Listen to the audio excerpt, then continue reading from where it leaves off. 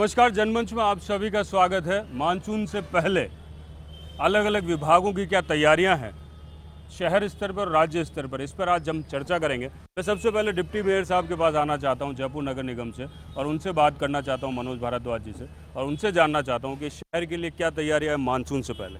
देखिए, नगर निगम के नाते शहर के लिए हमें सबसे अधिक बिल्कुल चिंतित होना पड़ता है और समय से पूर्व हमको कई तैयारी करनी होती है। इस नाते मैं कहना चाहता हूं कि शहर में जो बड़े गंदे नाले हैं, करीबन 984 के आसपास गंदे नाले हैं, उनको हमें साफ़ करना होता है। 30 जून हमारी डेडलाइन है और लगभग 60% काम हम लोग कर चुके हैं। 40% काम हमारा युद्ध स्तर पर जारी है और मैं कह सकता हूँ कि 30 जून से पहले पहले हम लोग पूरा साफ़ कर लेंगे। इसके अलावा गंदी गलियाँ हैं हमारे यहाँ शहर में, काफ़ी बड़े स्तर पर है, उनका भी हम लोग जो है युद्ध स्तर पर बिल्कुल हम लोग सफाई करवा रहे हैं। इसके अंदर इसके लिए हम लोगों ने अतिरिक्त बीड्स जो है उपलब्ध करवाई है और काम जारी है और 30 जून की हमारी डेडलाइन है कि 30 जून तक हम लोग सब पूर्ण कर चुके होंगे। इसके अलावा हम लोगों को बाढ़ नियंत्रण कक्ष स्थापित करने होते हैं, जो हम लोग 15 जून को स्थापित कर चुके हैं। 3 बाढ़ नियंत्रण कक्ष हमने स्थापित किए हैं, एक बनी पार्क में, एक मानसरोवर में और एक घाट गेट में। इसके अलावा हमने 9 जोन जो हमारे स्तर हैं, 9 जोन पे हमने 9 जोन स्तर के हमने नियंत्रण कक्ष स्थापित किए हैं। अतिरिक्त संसाधन हमने वहाँ उपलब्ध करवाए, अतिरिक्त कर्मचारी हमने वहाँ उपलब्ध करवाए और बाढ़ की और अतिवृष्टि की हालत में अगर कोई ऐसी स्थिति आती है तो उस समय हमें तुरंत क्या कार्रवाई करनी है, क्या संसाधन हमें उसको वहाँ यूज करने हैं, कितने हमको वहाँ श्रमिक लगाने, वो सारी व्यवस्था हमारी चाक चौबंद है। जहाँ सीवरेज नहीं है वहाँ पे क्या करेंगे? अगर जहाँ सीवरेज नहीं है, अगर ऐसी कोई स्थिति आती है तो उसके लिए हम लोगों ने मड पंप वगैरह बिल्कुल तैयार है हमारे पास में। अगर कोई ऐसी स्थिति आती है तो हम उसका यूज़ करेंगे। आवश्यकता के हिसाब से हमने सारे नियंत्रण कक्ष के ऊपर हमने जो हमारा हर साल का हमारा एक्सपीरियंस है उसके अकॉर्डिंग हमने मैं आपको इसमें ये कहना चाहूँगा कि पिछले साल 30 सितंबर तक, मैं कह सकता हूँ आपको कि 30 सितंबर तक बाढ़ नियंत्रण कक्ष की और नियंत्रण कक्षों की जो स्थिति थी बड़ी बदतर थी। हमने इस साल पूरा बिल्कुल लास्ट ईयर का हमारा जो एक्सपीरियंस था, बड़ा एक ख़राब एक्सपीरियंस था हमारा लास्ट ईयर का। 15 जून तक हमने जितनी आवश्यकता हो सकती है, अगर अतिवृष्टि होती है, बाढ़ की अगर संभावना बनती है तो उसमें कितने हमको संसाधन चाहिए, कितने श्रमिक चाहिए, पर्याप्त मात्रा में हमने व्यवस्था कर ली है। लाइट की जहाँ तक की स्थिति है, मैं आपको आज भी कह सकता हूँ कि 90% के आसपास हम बिल्कुल एक्यूरेसी रखे हुए हैं। 10% जो डेली जो हमारा एक डिस्टर्बेंस होता है उसको हम लोग कोशिश कर रहे हैं कि रोज़ उसकी मरम्मत करें। हो सकता है कहीं जगह हमारी कमी हो सकती है, उसको दुरुस्त करने का प्रयास करेंगे। हमारे पास BD शर्मा जी बैठे हैं, एडिशनल चीफ इंजीनियर JDA से, मैं उन तक आना चाहता हूँ। प्रतिवर्ष की भांति इस वर्ष भी JDA ने बाढ़ नियंत्रण कक्ष स्थापित किया है, जो बनी पार्क में स्थित है, अग्निशमन केंद्र पर। ये आपका नगर निगम का दोनों का साथ में? ये सम्मिलित रूप से नगर निगम और JDA का है। यहाँ पे हमने 24 आवर्स 3 पारियों में हमारे अधिकारीगण यहाँ कार्यरत रहेंगे, जिसमें मुख्य रूप से हर पारी में सहायक अभियंता, एक कनिष्ठ अभियंता, एक कनिष्ठ सहायक और उसके साथ एक अन्य फील्ड सुपरवाइजर रहता है। इसके अतिरिक्त हमने सभी प्रकार के संसाधन वहाँ पे उपलब्ध कराए हैं, जिससे किसी भी प्रकार की बाढ़ से उत्पन्न स्थिति से सामना किया जा सके। JDA के अंतर्गत आने वाली सड़कों की क्या स्थिति? JDA के अंतर्गत आने वाली सभी सड़कों को दुरुस्त किया गया है और किसी भी प्रकार के पैचेज वगैरह से निपटने के लिए हमने कोल्ड मिक्सेस की व्यवस्था भी की है, ताकि ड्यूरिंग रेंज भी हम उसको रिपेयर कर सकें। बाकी वर्तमान में स्थिति काफ़ी संतोषजनक है। PWD से अनिल गर्ग साहब बैठे हैं, अतिरिक्त मुख्य अभियंता, मैं उनसे बात कर लेता हूँ। क्या तैयारी है मानसून से पहले? सार्वजनिक निर्माण विभाग के पास राजकीय भवन, वो जयपुर के अलावा सड़कों का रख रखाव और उनका आता है। इसमें जयपुर शहर में तो हम भवनों के लिए, जैसे भवनों की छतें हैं उसका निरीक्षण कराते हैं, उसमें किस तरह की कोई प्रॉब्लम हो, ब्लॉकेज आ रहा हो, कोई क्रैक्स हो तो उसको रिपेयर कराते हैं। और जो सड़कों के लिए हमने जो है अपने जिला खंड द्वितीय में एक सेंट्रल कंट्रोल रूम स्थापित किया हुआ होता है, तो पूरे राज्य भर में कहीं पर से भी कोई ब्रीच होता है, रोड ब्लॉकेज होती है तो खबर वहाँ होती है, तो उसकी डे टू डे मॉनिटरिंग वहाँ की जाती है। सड़कों के बारे में सड़कों में सबसे इम्पोर्टेंट होती है पुलियाँ। तो हमारे यहाँ विभाग में एक प्री मानसून रिपोर्ट आती है, जिसमें भी हर हमारे JN जो है जाके पुलियों का निरीक्षण करता है कि पाइप कलवट है तो पाइप चौक है तो उसको रिपेयर किया जाता है, उसको खाली किया जाता है। कि पुलियाओं में कोई छोटी पुलियाँ, बड़ी पुलियाँ, सब तरह के उनको निरीक्षण करता है, उसमें किसी तरह की कोई कमी होती है तो उसको पहले से रिपेयर कर ली जाती है। और कोई विशेष व्यवस्था राज्य के लिए? और व्यवस्था हमारे हर जिला स्तर में भी सुपरिटेंडिंग इंजीनियर लेवल पे एक कंट्रोल रूम स्थापित हैं और सभी एएन जेएन जो भी साइट पे हैं उनको अलर्ट किया हुआ है कि जैसे 60 mm से ज़्यादा बारिश 24 घंटे में होती है तो वो अपनी सड़कों का निरीक्षण करेंगे। उसमें किसी तरह की कोई कशीग्रस्त होती है कि बर्म करते हैं, कहीं ब्रीच होती है, तो ट्रैफिक में कोई एक्सीडेंट नहीं हो, कोई दुर्घटना नहीं हो, तो उसको इमीडिएट रेस्टोरेशन के लिए निर्देश दिए हुए हैं। अजीत सक्सेना साहब बैठे हैं सीनियर एक्सचेंज JVBNL से, मैं उनसे बात कर लेता हूँ। सर, इलेक्ट्रिक का खासकर विद्युत का बहुत बड़ा रोल है। थोड़ी सी भी बारिश हुई और लाइटें बंद हो जाती है और घंटे 1.5 घंटे 2 घंटे तक लाइटों का नहीं रहता। क्या ऐसा कुछ इंतजाम नहीं हो सकता कि इन बारिश से निपटने के लिए हम लाइटों को बंद ना करें? बारिश के दौरान कई बार फॉल्ट्स आते हैं जिनकी वजह से लाइटें बंद हो जाती हैं, पर मानसून को देखते हुए और पिछले वर्षों से सबक लेते हुए मानसून पूर्व की मेंटेनेंस काफ़ी हद तक कंप्लीट कर ली गई है, जिसके अंदर अपने ढीले तारों को टाइट करना, जहाँ पे पानी भरता है वहाँ के डिस्ट्रीब्यूशन पिलर बॉक्स और LT पिलर बॉक्सेस को ऊपर करना, फाउंडेशन करना, जहाँ पिलर के ढक्कन वगैरह चोरी हो गए हैं, टूट गए हैं, उनको चेंज करना, जहाँ स्टे वायर के अंदर इंसुलेटर नहीं लगे हुए हैं वो इंसुलेटर लगाना, पेड़ जहाँ फंस रहे हैं लाइनों के बीच में उनकी भी छटाई कर ली गई है। काफ़ी हद तक मेंटेनेंस के कार्य पूरे कर लिए गए हैं और जो हमारे 33 kV के सब स्टेशन हैं उनके भी पावर ट्रांसफार्मर्स और ब्रेकर्स वगैरह को चेक कर लिया है कि फॉल्ट के इवेंट के अंदर जो है ब्रेकर वगैरह टाइम से ट्रिप हो जाएं, जिससे किसी तरीके की क्षति ना हो। एक चीज़ मेरे को समझ में बहुत कम आई है आज तक कि थोड़ी सी बारिश होती है और लाइटें गुल हो जाती है। क्या ये प्रिकॉशन है कि ये कहीं से कहीं तक कुछ और बात है? जयपुर में करीब 7 लाख उपभोक्ता हैं और लाइनें काफ़ी लंबी और बहुत विस्तृत नेटवर्क है, तो इतने लंबे नेटवर्क में कुछ कंप्लेंट्स आना स्वाभाविक है। जो नॉर्मल कंप्लेंट्स होती हैं उनसे दुगनी हो जाती हैं कंप्लेंट्स। बारिश में कई बार क्या होता है, जो वीक लिंक्स हैं गर्मी के अंदर, केबल वगैरह गर्म हो चुकी हैं या जंपर्स गर्म हो चुके, या कहीं आंधी बारिश में इंसुलेटर्स वगैरह क्रैक हो जाते हैं, उनकी वजह से फॉल्ट आता है, जिसकी वजह से फीडर बंद होने की वजह से कंप्लेंट्स बढ़ जाती हैं, जिनको अतिशीघ्र ही निस्तारण कर लिया जाता है।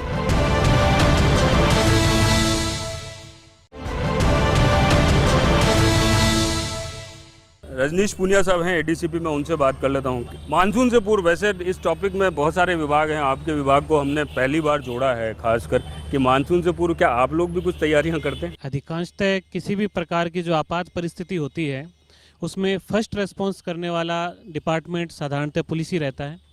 उस हिसाब से मानसून में भी जैसे कोई अतिवृष्टि की स्थिति हो, उस हिसाब से प्रथम दृष्टया किसी को रिलीफ करने के लिए हमेशा पुलिस विभाग के अंदर रस्से वगैरह पुलिस की गश्ती दल की गाड़ी में और कुछ छोटे मोटे जो टायर ट्यूब वगैरह हैं वो रखते हैं। और जिस भी प्रकार की अतिवृष्टि में सिविल डिफेंस के हो, नगर निगम को हो, PWD को जिनको सूचना देनी हो, उनके हर तरह के कंट्रोल रूम के नंबर और संबंधित अधिकारियों के नंबर पुलिस विभाग में हमारे थाने में रेडी रहते हैं। और उससे पहले तैयारियों में, हालांकि सभी विभाग अपनी अपनी तैयारियां कर रहे हैं, परंतु चूंकि हम 24 घंटे अपने इलाके में रहते हैं, तो यदि कोई ऐसी बात हो जो उनकी नज़रों से चूक जाए, वो उनको समय समय पर सूचना देते हैं ताकि मानसून आने पर समस्या नहीं रहे। मैं गुलाब नबी जी के पास आना चाहता हूँ। पार्षद कांग्रेस हमारे बीच बैठे हैं। बहुत सारी बातें हुई सर, अलग अलग विभागों से बात हुई और सबने अपने अपने तरीके से दावे किए हैं। आप क्या कहना चाहते हैं? ऐसा है कि सफाई का मुद्दा कैसा है कि बरसात के पहले नहीं, बरसात के पहले के बाद में पूरे साल भर ही चलता है ये मामला। और जब काम का वक्त होता है उस वक्त हम कोई गौर नहीं करते हैं, पार्षद भी गौर नहीं करता, जो हमारा वो है वो भी गौर नहीं करते। लेकिन सवाल इस बात का कि आज की तारीख में अब बरसात शुरू हो गई और अब आप गलियाँ निकलवा रहे हो, आप मलबा निकलवा रहे हो, उसकी उठाने की व्यवस्था नहीं है नगर निगम के पास, बिल्कुल व्यवस्था नहीं है। जो रेगुलर काम आते हैं वही जो है व्हीकल्स पूरे नहीं है। तो इससे यही होता है कि जो भी गड्ढे, जो आप भी बता रहे थे, गड्ढे पड़े हुए हर बरसात के पहले कम से कम गड्ढों को बूरा जाता है, लेकिन अब की बार तो वो भी नहीं हो रहा।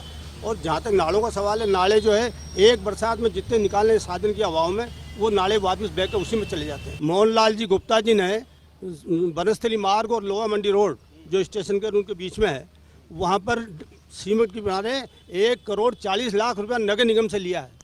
बातचीत मानसून पूर्व की तैयारी की हो रही है। आप सुन नहीं सकते, रखो मैं गलत बोलूंगा, आप बोर्ड में बार बार मिलोगे, मुझे आपको बता देना जो आप करते हैं वहाँ पर वो अलग चीज है। नाम बता रहा हूँ, टीवी पर मत बोलिए इस तरह की चीजें। से जो है गंदी गलियों के अंदर अभी कुछ नहीं हो रहा। मेरा खुद के वार्ड के अंदर अभी ये वाल सिटी का एरिया मेरी बात पहली बार जुड़ा है। हरीश केडिया जी मेरे पास बैठे हैं, जयपुर व्यापार महासंघ से, उन तक आ जाता हूँ। क्या लगता है सर, व्यापारी वर्ग क्या सोच रहे हैं आने वाले मानसून के लिए? हमारी समस्याएं जयपुर सिटी के साथ जुड़ी है।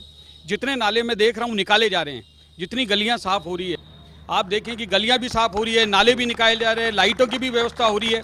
निश्चित तौर से ऐसा काम मेरे ख्याल से पिछले कई सालों के अंदर नहीं बारिश हुआ। में जब ज्वारी बाजार में पानी भरेगा तब मैं निश्चित तौर से आपकी ये बात मैं क्लियर कर दूं कि मैं लगातार इस बात को देख रहा हूं कि आज गोपाल जी का रास्ता है, लालजी सांड का रास्ता है, महादेव जोरी की गली है, कि पड़तानियों का रास्ता है, ये सारे बाजारों के नाले मेरे सामने लगातार निकले हैं। और मैं टोंक रोड की भी आपसे बात करूं, मुझे भी वहाँ ये बताया गया कि 2-2 मंजिल के नाले वहाँ से मलबा निकाला जा रहा है। निश्चित तौर से ये एक अच्छी और व्यवस्थित बात की जा रही है। अब 1 साल के अंदर आप और कितना कर सकते हैं, क्योंकि मानसून आपके सर के ऊपर तैयार खड़ा है और फिर भी इतनी अच्छी व्यवस्था देना, मैं नगर निगम को बधाई देना चाहता हूं। सुभाष गोयल जी अध्यक्ष जयपुर व्यापार महासंघ से मेरे साथ बैठे हैं, उनसे भी बात कर लेते हैं। क्या कहना चाहते हैं व्यापारियों की ओर से इस मानसून को लेके, क्या कहना चाहते हैं? हमारा थोड़ा और भी एक सुझाव है कि जो कि जैसे नालियां जो बंद पड़ी हुई है, कृपया उनको बहुत पहले खुलवाएं। एक पानी की निकास की व्यवस्थाएं थोड़ी जो अपनी अव्यवस्थित है उनको भी कम करें। हमने पूरा आप उप महापौर साहब ने 4 दीवारी के अंदर एक बार कुछ बाज़ारों का दौरा भी किया था, हमने हमारी प्रॉब्लम्स भी बताई थी। उसके तहत एक बात और कहूँगा, कुछ बरामदे जो हैं साहब काफ़ी स्थिति आपने देखी भी थी, शायद टेंडर भी करवाया उसके लिए कुछ, तो वो क्षतिग्रस्त हो रहे हैं, तो उनको बरसात से पहले ज़रूर देख ले, वरना क्या है कि वो गिरने में किसी को नुकसान नहीं हो सकता। तो ये बहुत ज़्यादा मेन पॉइंट है जो बरामदों पिछली बार के भी लिए। बापू बाजार का जो एक बरामदा था वो अंदर धंस गया हाँ, था। अभी नेहरू बाजार के बरामदे भी हैं, थोड़ा सा वो काफ़ी स्थिति में है। रिपेयरिंग स्टार्ट हो चुकी है उनकी। हाँ, वो उसके लिए तो काम एक चालू बार हो चुका उसको उसका। दिखवा लें। बिजली के तार के लिए जहाँ से आप कह रहे हैं साहब, कुछ तार काफ़ी बाज़ारों में खुले हुए हैं अभी, उनको भी एक बार चेक करना बहुत ज़्यादा ज़रूरी है, क्योंकि पानी आते ही काफ़ी स्थिति में हो जाते हैं। एक पॉइंट जो आपने बिजली का बात कही, आजकल पता नहीं क्योंकि जरा सी बिजली जाते ही, वो बारिश आते ही बिजली को बंद कर देते हैं, या क्यों होती है, थोड़ा इसका देखिए, क्योंकि तुरंत और उसके 1-1.5 घंटे बाद तक नहीं आती। अशोक गर्ग साहब बीजेपी पार्षद मेरे साथ बैठे हैं, मैं उनसे बात कर लेता हूँ। क्या लगता है सर, एक पार्षद होने के नाते मैं आपसे सच और सत्यता पे बात करना चाहता हूँ, एक पार्षद होने के नाते वाकई में क्या मानसून से पहले की तैयारियां मुकम्मल है या अभी हर साल की जैसे रहेगी? देखिए, कभी आदमी भी मुकम्मल नहीं होता, तो ऐसा तो नहीं कहना चाहिए कि 100% हम लोग 100% वो तैयार हैं। लेकिन ये बात ज़रूर है कि जो तैयारियां पिछले सालों से हम देख रहे थे और हमेशा बरसात तक वो तैयारियां शुरू भी नहीं होती थी, वो अभी एंड होने को है। मेरे वार्ड की पर्टिकुलर बात कह सकता हूँ कि सारे नाले 99% नाले साफ़ हो चुके हैं, सीवरेज की सफाई का काम शुरू हो गया है। जो पार्षद नहीं सुन रहे उनका क्या करें? जो पार्षद नहीं करे उनको पब्लिक पनिश करे, उसमें कोई दिक्कत नहीं। देखिए, हम लोगों ने अगर 5 साल अगर सेवा का बीड़ा उठाया है तो हमको ये काम करना चाहिए। मैं पर्टिकुलर वार्ड नंबर 53 की गारंटी लेके कह सकता हूँ, आप अभी मेरे साथ चलें और किसी भी जगह आप कचरा बतला दें। आरसी 2 बार 3 बार आ रही है, जितनी रिक्वायरमेंट है उसको हमको मिल रहे हैं। लेकिन एक बात जरूर है, पार्षदों से मेरी पर्सनल रिक्वेस्ट है, ईमानदारी से अपने को कोई काम करने के लिए 5 साल मिले, जन जन की सेवा करने के लिए 5 साल मिले। आप खुद सेटिस्फाइड होंगे जब आप सीवरेज साफ करवा देते हैं तो आपको कैसा पीस मिलता है, कैसी शांति मिलती है। ये ईमानदारी से जन सेवक का है। ये पार्षद का रूप कोई राज करने का नहीं है। पिछले 5 दिन से मेरी तो कोई नहीं सुन रहा। देखिए, आपके अतुल जी, मैंने एक बार आपको याद होगा, नहीं आपकी बात नहीं कर रहा हूँ, मेरे खुद के पार्षद की मैं तो बात एक कर रहा बात हूँ। सुनिए, मैं तो मेरे वार्ड के आसपास जितने कनेक्टिंग वार्ड हैं उनको भी मैं अपना वार्ड समझता हूँ। दुग्गल साहब क्या कहना चाह रहे हैं? नालों के संदर्भ में ही बात कर रहा हूं, जो आज मेन मुद्दा है कि अभी 14.5 करोड़ रुपए की लागत से खाचरियाबाजी ने पिछले 2 साल पहले ड्रेनेज सिस्टम बनवाया था झोटवाड़ा रोड बनी पार्क में। जेडीए ने वो काम को पूरा किया, जाल लगे, बड़े बड़े लोहे के जाल लगे, नगर निगम ने सफाई की, सारे तो जाल गायब कर दिए, सारे फेरो कवर तोड़ दिए। आप बताइए, जब आप नालों की सफाई कर रहे हैं तो आपके पास फेरो कवर इतने एक्स्ट्रा होने चाहिए कि जब नालों की सफाई करें तो फेरो कवर टूटे तो हाथों हाथ रिप्लेस भी होना चाहिए। और जेडीए के जितने भी जाल लगे थे सारे जाल इन ठेकेदारों ने गायब कर दिए। उन पे अब नगर निगम लीपापोती के लिए टेम्परेरी फेरो कवर रख के जा रहा है। 9 जोन नगर निगम के हैं, किसी भी जोन में छोटे फेरो कवर, बड़े फेरो कवर, कोई कमी नहीं है। जहां आवश्यकता है आज भी उपलब्ध है, कल भी उपलब्ध रहेंगे, जितनी संख्या में हमें चाहिए उपलब्ध है और बिल्कुल नियमित रूप से। और आप जहां नाले सफाई के बाद, नाला खुलवाने की बात कर रहे हैं, एक रोज़ के लिए हमने पहली बार थर्ड पार्टी इंस्पेक्शन का काम किया हमने कि नाले सफाई होने के बाद में तीसरी पार्टी उसको देखे कि नाला साफ हुआ कि नहीं हुआ। हम बिल्कुल ईमानदारी से काम करना चाहते हैं, ट्रांसपेरेंसी से काम करना चाहते हैं। चलिए यहाँ पे लूंगा एक छोटा सा ब्रेक के बाद पुनः आपसे मुखातिब होता हूँ।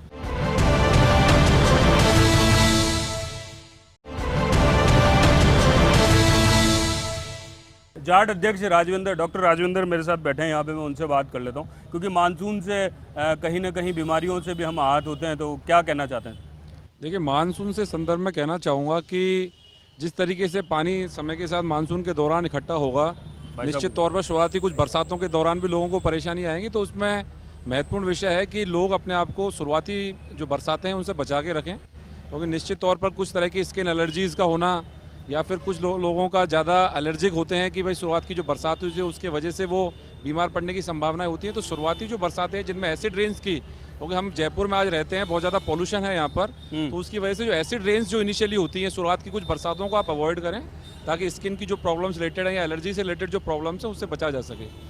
और लंबे समय में अगर हम कुछ और आगे आने वाले समय में जब मानसून चलेगा उस दौरान की बात करें तो निश्चित तौर पर लोग जो है वो एक जगह पर जो पानी इकट्ठा होता है उसको ना होने दें, उसको अवॉइड करें, क्योंकि इससे निश्चित तौर पर आने वाले कुछ दिनों के अंदर मलेरिया और डेंगू की संभावनाएं भी बढ़ेंगी।